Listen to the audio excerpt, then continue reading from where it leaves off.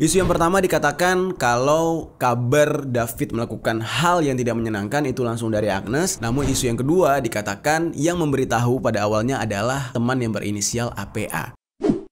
Yo geng, tekan tombol subscribe geng. Hey yo, what's good? Welcome back to Kamar Jerry.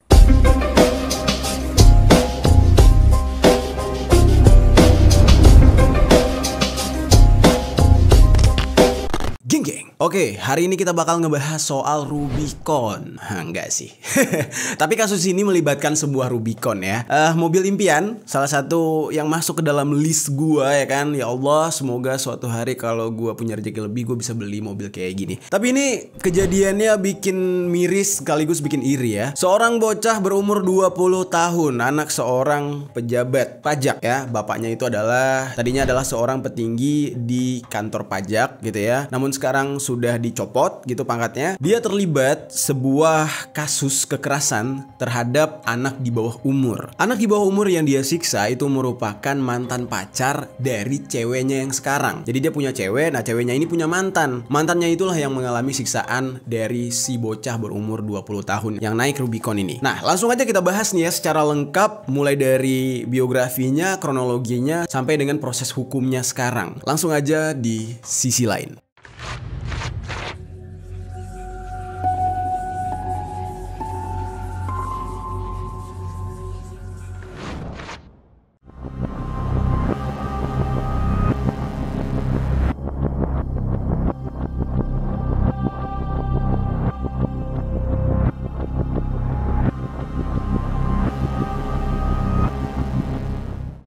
Di dalam kasus ini itu dikatakan ada 4 orang yang terlibat. Orang yang pertama adalah si pelaku yang bernama Mario Dandi Satrio. Umurnya masih 20 tahunan. Dia ini adalah anak dari seorang pejabat Direktorat Jenderal Pajak atau Ditjen Pajak Kementerian Keuangan, yaitu Kepala Bagian Umum Kantor Wilayah Direktorat Jenderal Pajak atau DJP Jakarta Selatan 2 yang bernama Rafael Alun Trisambodo. Nah, ibunya itu bernama Ernie Meike Tondorek. Ibunya ini adalah seorang pebisnis wanita dan juga bisa dikatakan seorang ibu-ibu sosialita. Lalu si Mario sendiri alias si pelaku itu pernah bersekolah di SMA Taruna dan untuk sekarang ini dia berkuliah di Universitas Prasetya Mulia. Walaupun kabarnya katanya sudah di DO ya dari kampusnya tersebut. Lalu di sini Mario ditemani oleh seorang teman yang bernama Shane Lucas Rotua yang berumur 19 tahun. Nah, lalu yang menjadi korban adalah Kristalino David Ozora Latumahina yang berumur 17 tahun dan merupakan anak dari seorang pengurus GP Ansor yang bernama Jonathan Latumahina. Nah, perlu kalian ketahui ya geng, GP Ansor ini adalah bagian dari NU dan bisa dikatakan ini anggotanya banyak sekali gitu ya. Dan termasuk petingginya itu adalah Menteri Agama kita sekarang sama Wakil Presiden kita sekarang.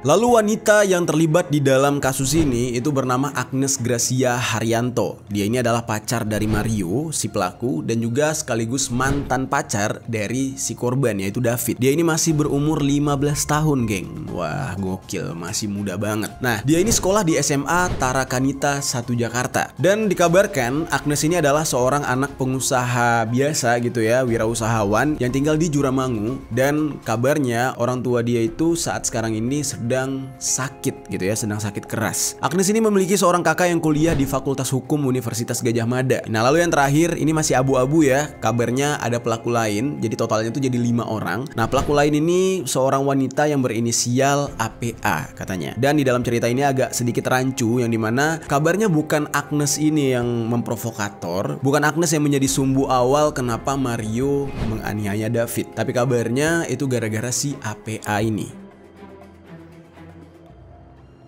Sekarang kita bahas kronologi lengkapnya, geng. Kejadian ini terjadi pada awal bulan Januari tahun 2023 kemarin. Di dalam isunya ini ada 2 alur cerita, geng. Gue ceritakan dulu alur cerita yang pertama. Alur cerita yang pertama itu dikabarkan kalau pacarnya yang bernama Agnes ini mengadukan kepada Mario Dandi kalau dia mendapatkan perlakuan yang tidak menyenangkan dari David. Namun tuduhan itu tidak jelas ya, geng. Maksudnya perlakuannya seperti apa. Dan saat mendengar hal itu, Mario ini langsung menghubungi David, namun David mengabaikan. Nah, itu versi yang pertama. Nah, lalu isu yang versi kedua itu justru Mario ini dikabarkan mendapatkan informasi bukan dari Agnes, melainkan dari seseorang yang berinisial APA yang merupakan teman dari Mario Dendi. Nah, kalau dari informasinya, APA ini mengatakan kalau Agnes mendapatkan perlakuan yang tidak baik dari David itu pada tanggal 17 Januari tahun 2023 katanya. Nah, lalu setelah itu barulah Mario mengkonfirmasi kepada si pacar yang bernama Agnes, dan setelah mendapatkan konfirmasi, disitulah Mario terpancing emosinya dan mencari atau menghubungi David. Nah, jadi di sini ada dua versi isu ya, geng.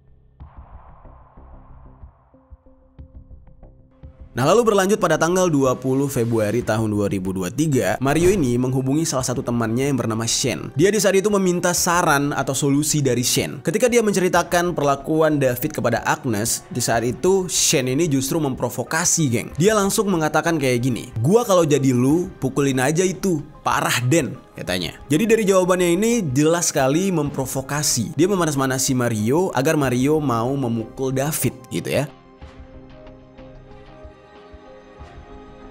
Nah, lalu tibalah pada akhirnya Mario yang udah sangat emosi dan mendapatkan support dari temannya yang bernama Shen langsung merencanakan aksi atau niat jahatnya dia untuk menganiaya David. Nah, di saat itu mereka mencari cara gimana caranya supaya David ini diketahui lokasinya gitu ya. Nah, akhirnya kebetulan di saat itu Agnes ini merasa ada barang dia yang tertinggal di David. Nah, mereka memanfaatkan momen itu untuk menjebak David. Di saat itu yang tertinggal di David adalah kartu pelajar Agnes. Jadi semasa mereka masih pacaran, Agnes ini pernah menitipkan kartu pelajar tersebut kepada David. Lalu jadilah di saat itu Agnes mengajak David untuk bertemu dengan alasan ingin mengambil kartu pelajarnya. David yang di saat itu tidak mengetahui kalau ini adalah sebuah rencana jahat. Dia berpikir ya udah sih gitu ya, kembaliin aja gitu kartu pelajar mantannya yang memang itu bukan hak dia. Akhirnya dia dengan komunikasi yang baik langsung membagikan lokasi. Jadi titik di mana David berada itu sudah diketahui oleh Agnes. Lalu ketika itu Agnes ini memberitahu kepada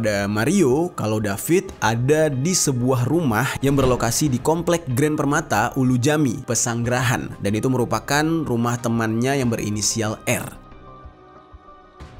Lalu setelah mengetahui lokasi David, Mario ini kemudian menjemput temannya yang bernama Shen menggunakan mobil orang tuanya yaitu Jeep Rubicon. Dan dalam kabarnya mereka ini bareng-bareng ngejemput Agnes yang saat itu baru saja pulang sekolah, dan mereka langsung menuju ke tempat di mana David berada. Selama di perjalanan mereka sempat berdiskusi gitu ya, mengatur strategi mau ngapain aja ntar kalau sampai di sana. Nah, di saat itu Shen sempat bertanya kepada David. Dia bilang gini, yuk sampai di sana ntar tugas gue ngapain katanya. Lalu Mario menjawab, udah lo tenang aja, nanti lo bantuin video aja katanya. Nah, barulah di saat itu Shen meminta HP Mario untuk merekam aksi penganiayaan tersebut. Lalu tibalah mereka di kompleks tersebut, persis di depan rumah temannya David yang berinisial R. Di saat itu, David sudah diminta untuk keluar, tetapi David sempat melihat di luar itu nggak cuma ada Agnes, tapi ada Mario juga. David di saat itu menghindari keributan, karena memang David ini adalah tipikal orang yang chill gitu, geng. Dia tidak suka keributan dan kegaduhan, yang akhirnya memilih untuk tetap berada di dalam rumah. Namun setelah dibujuk oleh Agnes, akhirnya David ini mau keluar dari rumah tersebut untuk ya Allah, jangan lompat, jadi syuting dulu. Aduh, dijatuhin kan. Oke geng, sorry ada kesalahan teknis, kita lanjut lagi. Lalu setelah David keluar dari rumah tersebut, tiba-tiba Mario Dandi langsung menghampiri David dan meminta David untuk menyelesaikan masalah mereka. Yang mana di saat itu David berpikir ya dia cuma pengen ngembaliin kartu pelajarnya Agnes. Agnes itu sempat meminta Mario Dandi untuk menyelesaikan masalah ini baik-baik. Jangan pakai kekerasan, jangan pakai ribut-ribut. Nah, di saat itu Mario Dandi malah mengajak David ke sebuah tempat yang agak lumayan sepi dan tidak terlalu jauh dari komplek itu. Sesampai di sana, Agnes yang berada di sebelah mobil itu sempat berkali-kali meminta pacarnya untuk menyelesaikan permasalahan ini dengan baik-baik, menyelesaikan hal ini dengan kepala dingin. Namun di saat itu, Mario Dandi yang dalam kondisi dia merasa punya power, badannya lebih besar, dan dia juga bersama temannya Shen langsung meminta David untuk tengkurap di aspal dan menyuruh David untuk push up sebanyak 50 kali. Nah, ini disclaimer dulu nih, geng. 50 kali itu capek banget loh, geng. Seorang binaragawan sekalipun belum tentu kuat lo suruh untuk push up 50 kali gitu ya. Karena lemes, men. 50 kali, gila.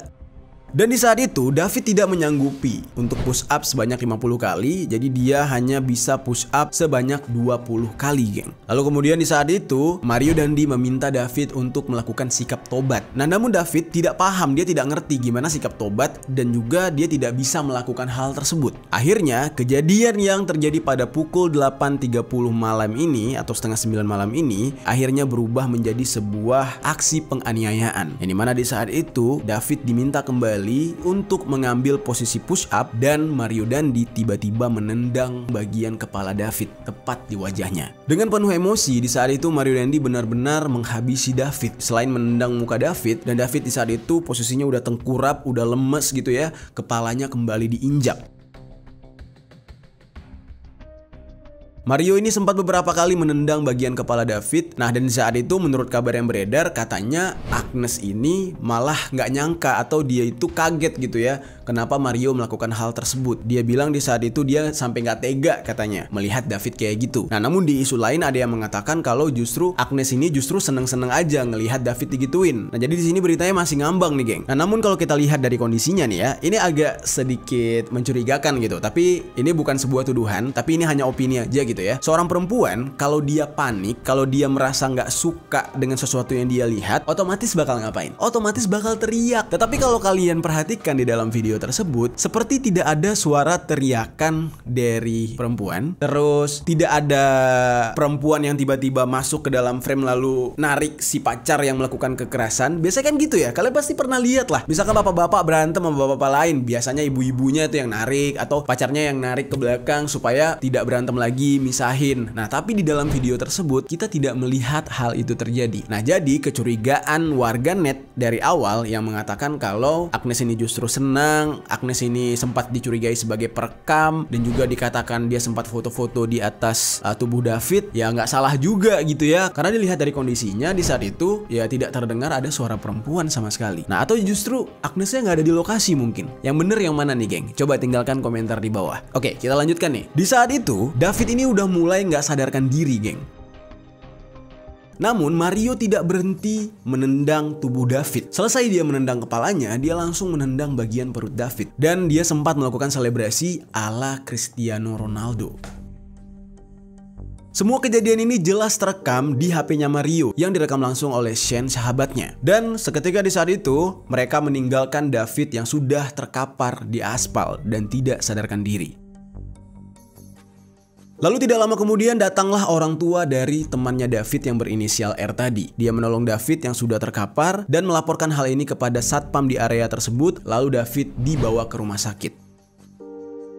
Barulah setelah itu pihak satpam menghubungi kepolisian dari Polsek Pesanggerahan. Lalu tidak lama kemudian pihak Polsek Pesanggerahan langsung memburu si pelaku, yaitu Mario Dandi. Sementara itu, David itu mengalami koma hingga mengalami diffuse axonal injury atau jenis cedera otak traumatis karena cedera tumpul pada otak. Namun syukurnya dia dikatakan dalam kondisi yang stabil dan tidak mengalami kejang. Sampai saat sekarang ini, David ini masih dirawat intensif di ruang ICU Rumah Sakit Medika Permata Hijau. Dan yang pertama kali mengunjungi David serta ayahnya yang sudah tertunduk lesu itu adalah Menteri Agama, yaitu Pak Yakub. Di saat itu beliau sampai-sampai mengupdate di Twitternya tentang kejadian ini, yang dimana dia sangat prihatin gitu ya dengan kondisi David dan juga kondisi ayahnya David, yaitu Pak Jonathan Latumehina. Di saat itu bisa kalian lihat dari foto-foto yang tersebar bagaimana lemesnya ayahnya David gitu ya. Sedihnya dia melihat anak kesayangannya benar-benar bonyok, rusak wajahnya, dan juga mengalami koma.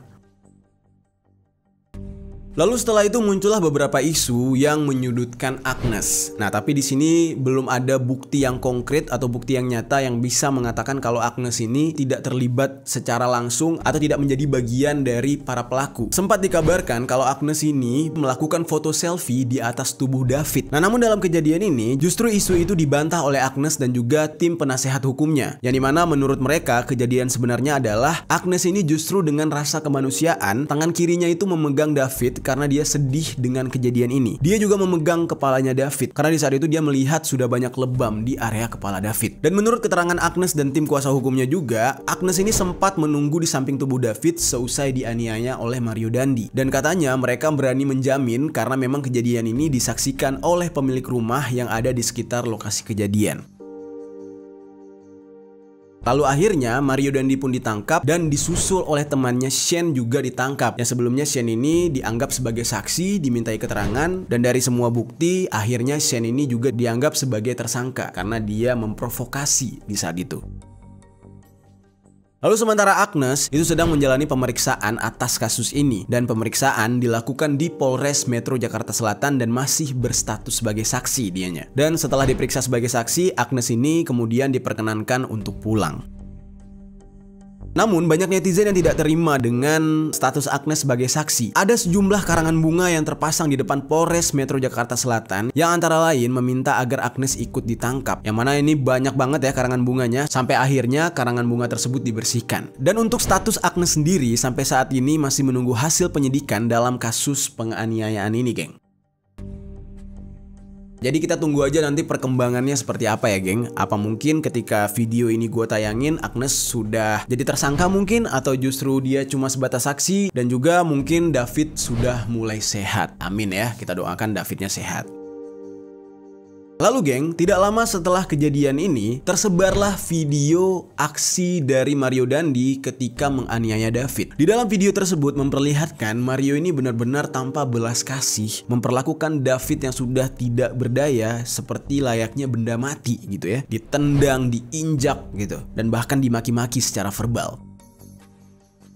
Lalu di saat itu, warganet langsung memburu informasi pribadi dari Mario Dandi. Dan dari foto dan video yang beredar di media sosial, terlihatlah banyak sekali postingan-postingan yang tidak mencerminkan dia ini adalah seorang anak pejabat yang baik gitu ya. Foto-foto video yang beredar di media sosial itu memperlihatkan bagaimana dia ini flexing, pamer gitu ya. Dia mengendarai moge Harley Davidson serta berfoto di depan mobil mewah, serta banyak juga foto-foto dia bersama Agnes. Dan di saat itu banyak sekali netizen yang sangat geram dengan apa yang terjadi, dan ketika netizen tahu kalau dia ini adalah anak pejabat, netizen langsung teringat gitu, flashback dengan kalimat yang pernah dilontarkan oleh almarhum Kasino Warkop DKI, yang dimana ini merupakan kalimat yang diucapkan di dalam sebuah film tahun 1980-an, yaitu Gengsi Dong. Kalimatnya tuh kayak gini. Udah, gak usah lu pikirin. Memang begitu anak orang kaya, lagunya suka tengil, kayak duit bapaknya halal aja. Itu langsung viral, geng. Ramai sekali yang membahas hal ini, dan bahkan banyak sekali para TikToker, komedian, komika itu memparodikan atau merosting Mario Dandi sebagai anak pejabat pajak yang berkelakuan tidak baik ini. Nah lalu juga menurut Polres Metro Jakarta Selatan, plat nomor polisi dari mobil yang dibawa oleh Mario Dandi itu ternyata palsu dan dirubah tidak sesuai izin. Plat nomor polisi dari mobil Rubicon tersebut menggunakan nomor B120DEN, atau kalau secara alainya dibaca Broden gitu ya. Itu palsu. Yang aslinya adalah B2571PBP. Nah yang gokilnya adalah mobil ini adalah mobil dari keluarga Ditjen Pajak, sementara mobilnya tidak taat pajak alias belum bayar pajak sama sekali. Hal inilah yang membuat warganet begitu geram dengan keluarga yang satu ini. Mereka mempertanyakan, ini gimana ya? Seorang penegak hukum, pejabat pajak gitu ya, dia sendiri tidak taat dengan pajak.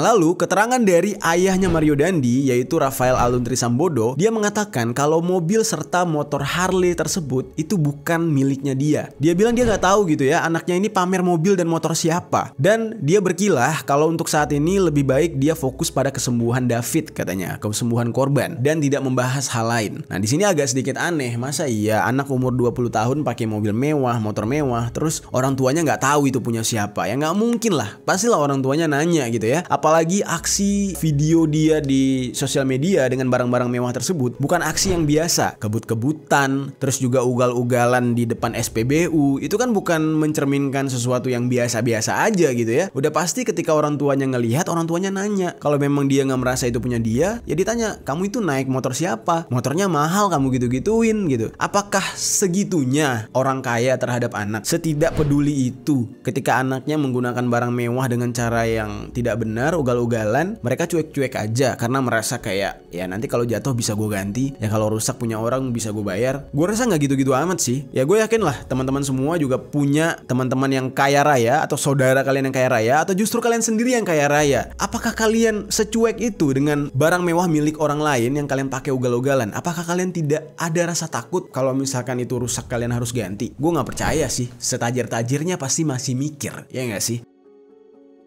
Atas kejadian ini, banyak dari warganet yang merasa menyesal membayar pajak. Karena menurut warganet, apa yang dibayarkan selama ini justru untuk memperkaya para pejabat pajak. Bahkan dalam kejadian ini sampai-sampai kakak dari Mario Dandi itu kena imbas. Yang dimana video pernikahannya dia itu disebarkan oleh warganet dan dikomen dengan banyak caci makian. Dan warganet merasa pajak yang mereka bayarkan selama ini justru dipakai untuk pernikahan mewah anak pejabat pajak alias kakaknya Mario Dandi. Namun demikian, Menteri Keuangan Ibu Sri Mulyani meminta masyarakat untuk tetap membayar pajak dan melaporkan SPT tahunan. Walaupun dengan kejadian ini, menurut Ibu Sri Mulyani, tidak semua pejabat pajak serta anak dari pejabat pajak itu berkelakuan yang sama. Lalu, akibat kejadian ini benar-benar berbuntut panjang dan berdampak sangat buruk bagi keluarga Mario Dandi. Yang dimana Mario Dandi Satrio ini dinyatakan telah di-DO atau dikeluarkan dari kampusnya yaitu Universitas Prasetya Mulia atau Prasmul. Dan kabar ini muncul langsung dari keputusan yang disampaikan oleh Rektor Universitas Prasmul yang bernama Pak Jisman Simanjuntak lewat akun resmi media sosial kampus yaitu @prasmul. Lalu kemudian setelah itu ayah dari Mario yang bernama Rafael itu meminta maaf atas kejadian ini. Dia membuat sebuah video yang mengakui kesalahan anaknya. Dan di dalam video singkat yang dibagikan oleh staf khusus Menteri Keuangan Justinus Prastowo ini, itu jelas sekali ayah dari Mario Dandi mengatakan, "Saya menyadari bahwa tindakan putra saya yang salah sehingga merugikan orang lain, mengecewakan dan menimbulkan kegaduhan di masyarakat." Dan menurut Pak Rafael ini, kasus pengeroyokan oleh anaknya ini adalah masalah pribadi keluarga katanya. Dan dia mengatakan kalau siap untuk mengikuti seluruh proses hukum yang sedang berjalan. Lalu ayah dari Mario Dandi ini tidak hanya harus menanggung malu nih geng. Dia sampai-sampai akhirnya kehilangan karir yang sudah dia bangun selama bertahun-tahun. Yang dimana Menteri Keuangan Ibu Sri Mulyani akhirnya mencopot jabatan Pak Rafael Alun Trisambodo ini setelah anaknya terlibat dalam pengeroyokan David Latumahina. Dia mulai dipecat per Jumat tanggal 24 Februari tahun 2023 kemarin. Lalu tidak cukup sampai di situ, warganet yang masih belum puas gitu ya dengan apa yang diterima oleh keluarga Mario Dandi sampai-sampai mencari tahu media sosial milik ibu dari Mario Dandi yaitu Ernie Meike Tondorek. Setelah ditemukan ternyata betapa mengejutkannya ya postingan dari ibu Mario Dandi ini yang dimana di sana terdapat banyak sekali barang-barang mewah, mobil, rumah yang mana menurut warganet itu sangat-sangat tidak layak atau sangat-sangat membingungkan gitu ya. Dari mana mereka bisa mendapatkan harta segitu banyak kalau pekerjaan dari Pak Rafael Alun Trisambodo hanya seorang pejabat pajak. Seperti yang diketahui, gajinya itu tidak sampai ratusan juta. Nah, mengetahui hal ini, foto-foto yang ada di media sosial milik ibunya Mario Dandi itu sampai dihapus.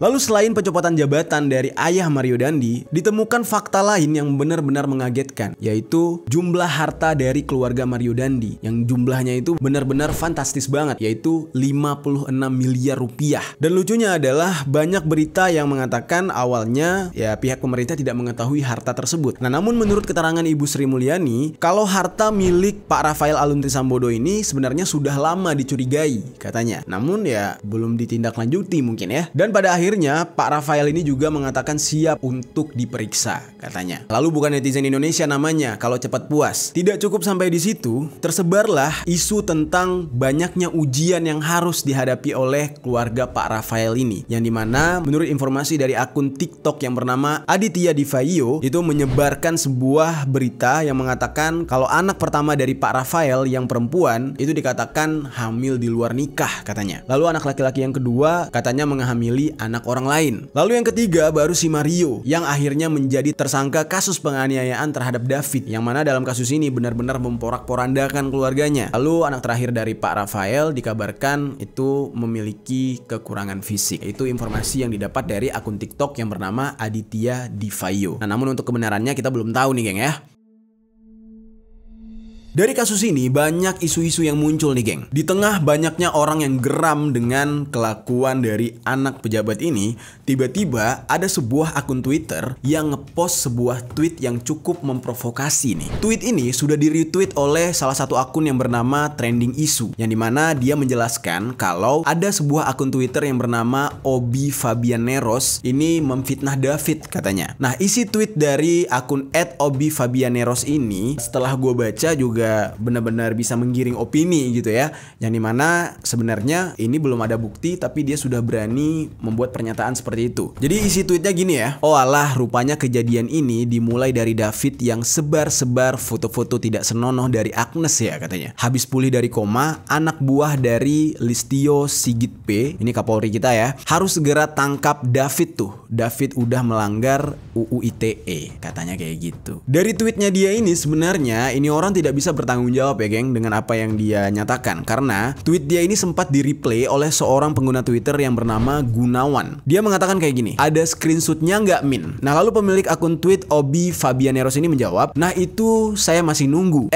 @CCIC Polri, mana nih suaranya? Giliran anak petinggi Banser nggak mau dibuka dosanya, katanya kayak gitu. Nah dari balasan tweetnya dia inilah bisa dianggap kalau apa yang dia tuduhkan ke David itu termasuk fitnah, karena ketika diminta screenshotnya dia malah bilang, nah itu saya masih nunggu, yang artinya beritanya belum valid, isu yang dia sebarkan belum valid, tapi sudah dia nyatakan di tweetsnya dia, dan ini bisa mengarah ke penggiringan opini. Di Twitter tuh akhirnya rame geng tentang tweets dari akun Obi Fabianeros ini. Nah sampai pada akhirnya ada sebuah akun Twitter lain yang bernama Alto Luger nge-tweet balasan kayak gini, dari digital forensik komunikasi antara David dan Agnes tidak ada bukti seperti yang difitnahkan di tweet di atas katanya, maksudnya tweet dari Obi Fabianeros tersebut. Nah si pemilik akun Twitter ini harus hati-hati tuh, bisa aja dia dituntut balik. Yang tadinya dia mau mencoba menggiring opini, meminta polisi menangkap David dengan pasal UU ITE, tapi justru nanti sebaliknya dia yang ditangkap karena menyebarkan hoax.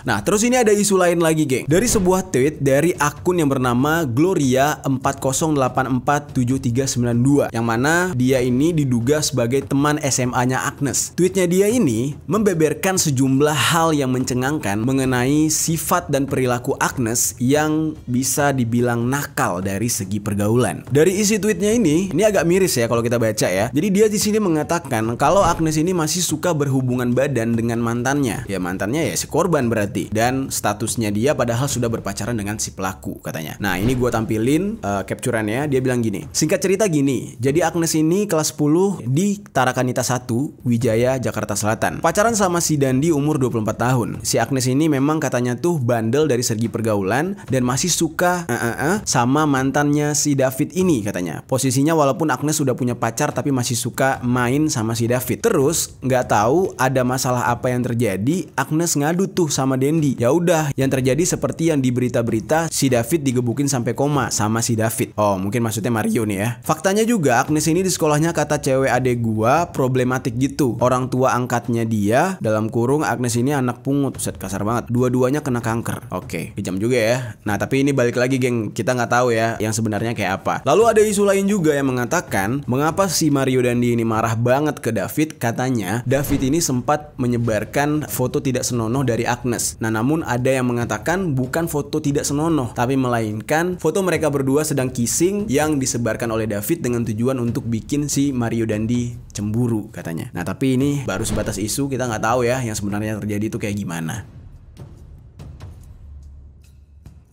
Nah dari apa yang kita lihat di media sosial, banyak sekali orang yang mengklaim kalau sikap dari Mario Dandi dan juga temannya Shane itu seperti tidak menyesali perbuatannya. Nah namun dari keterangan kuasa hukum Mario Dandi Satrio yang bernama Dolphy Rompas itu mengatakan kliennya yaitu si Mario ini ingin meminta maaf kepada David dan keluarga. Tetapi sayangnya Mario tidak bisa meminta maaf secara langsung karena terhalang proses hukum katanya. Dan juga di sini dia menerangkan motif dari Mario menganiaya David itu diklaim karena tidak terima atas perbuatan yang tidak menyenangkan yang dilakukan oleh David. Namun pihak kepolisian sampai saat sekarang ini masih mendalami motif kenapa Mario menganiaya David. Nah jadi kita tunggu aja nanti prosesnya sejauh mana geng.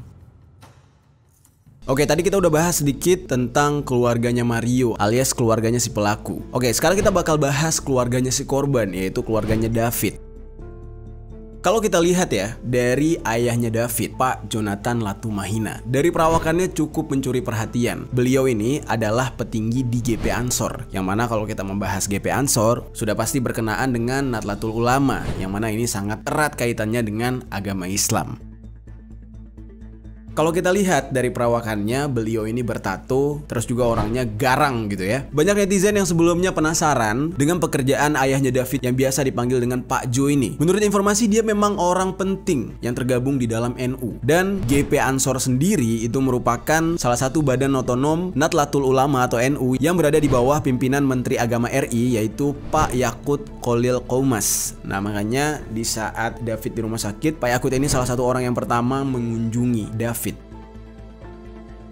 Ayah David sendiri di GP Ansor posisinya itu cukup vital gitu ya. Dia ini adalah tim Cyber PP. Lalu mengapa perawakan dia itu bertato terus juga gagah banget kayak gitu? Karena backgroundnya dia ini adalah seorang mu'alaf. Walaupun penampilannya seperti itu, tapi dia adalah sosok yang agamais. Dia ini sering sekali terlihat mengikuti sejumlah aktivitas keagamaan dan mendokumentasikan aktivitasnya itu di sosial medianya. Jujur sebenarnya geng, dari awal kejadian ini, hal yang membuat gua agak tertarik untuk membahas ayahnya David ini justru bukan dari perawakannya. Kalau dari perawakannya kita udah pasti bisa nebak kalau dia ini orang timur, ya kan? Perawakannya itu timur banget gitu. Tapi yang pengen gue bahas adalah marga beliau, atau di Maluku sana sering disebut dengan fam. Marga atau famnya itu adalah Latumahina. Latumahina ini bukan marga sembarangan, bukan fam sembarangan geng. Dari formasi katanya itu terdiri dari 3 suku kata, Latu, Ma, dan Ina. Latu itu artinya raja, Ma artinya ibu atau mama, Ina itu artinya perempuan. Jadi bisa dipastikan orang Maluku yang memiliki marga Latu itu adalah keturunan kerajaan atau keturunan bangsawan. Ya kalau misalkan kalian ingat tuh kasus Om Andre Taulani dulu, ya kan, waktu ngeplesetin marganya Prilly Latukonsina, itu kan masalahnya agak ribet tuh sama tokoh-tokoh adat Maluku di saat itu. Karena memang keturunan Latu ini adalah fam yang cukup terpandang di Maluku sana. Lalu Latumahina ini adalah keluarga raja dari perempuan. Karakteristik dari marga ini itu hampir sama dengan Soleman atau Latu Putih. Hanya saja Latumahina atau dikenal dengan Nyai Mas gitu ya, adalah seorang perempuan kerajaan yang memiliki watak penuh dengan kasih dan sabar. Jadi Latumahina itu berasal dari fam Maluku, dari keluarga kerajaan, geng. Walaupun demikian, di dalam problem ini tidak ada hal yang bersinggungan dengan suku. Tidak ada kemarahan dari suku manapun, tetapi di sini yang kita bahas hanya knowledge-nya gitu ya. Jadi ayahnya David ini adalah keturunan Maluku, keturunan fam kerajaan Maluku. Dan kabar terakhir yang didapatkan, David ini sudah mulai membaik, yang dimana pada awalnya dia sempat dirawat di Rumah Sakit Medika Permata Hijau, lalu dipindahkan ke Rumah Sakit Mayapada pada tanggal 22 Februari kemarin.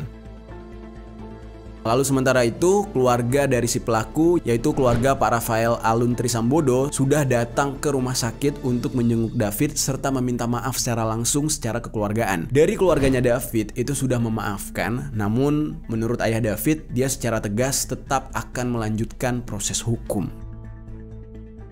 Kalau gue lihat ya, beberapa kasus belakangan ini berhubungan dengan mantan ya. Kita lihat lah, yang satu di Pandeglang diwafatkan oleh mantan menggunakan kloset. Terus kemarin baru kejadian si Obi Coy dieksekusi sama mantan dijadiin sup. Nah hari ini berhubungan dengan mantan lagi gitu ya. Jadi buat kalian semua, pesan gue adalah jauhi mantan, dekati selingkuhan.